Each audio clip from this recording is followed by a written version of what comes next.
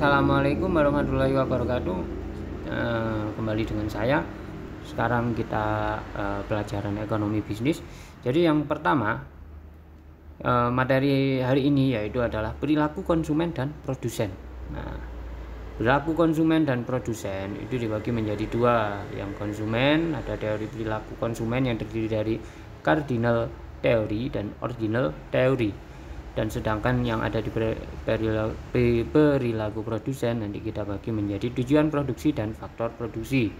Oke, yang pertama di sini ada cardinal teori atau teori nilai guna kardinal. Maksudnya apa? Untuk mengkonsumsi keputusan untuk mengkonsumsi suatu barang berdasarkan perbandingan antara manfaat yang diperoleh dengan biaya yang harus dikeluarkan, total uang yang dikeluarkan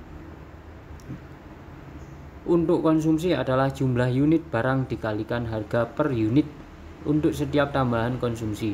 Tambahan biaya yang harus dikeluarkan sama dengan harga barang per unit. Berikut contohnya dari pola konsumsi Pak Rudi, silakan dilihat sendiri. Nah, seperti itu.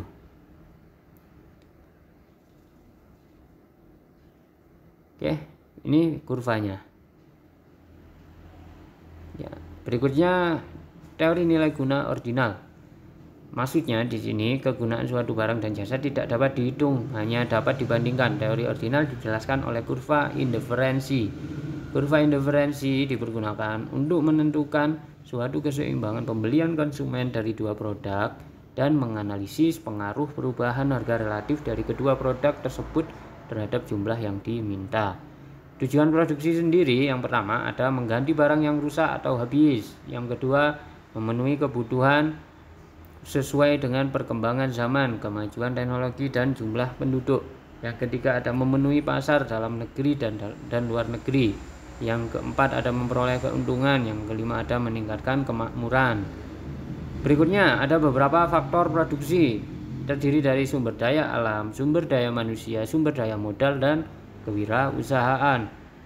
Yang pertama sumber daya alam, contohnya terdiri dari tanah, bahan tambang, air, udara, dan iklim, dan hasil bumi lainnya.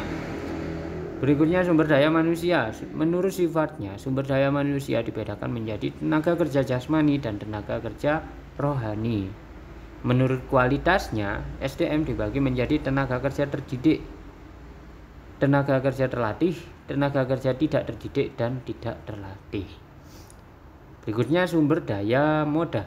Sumber daya modal adalah alat atau barang yang dihasilkan dan dapat digunakan untuk menghasilkan barang selanjutnya.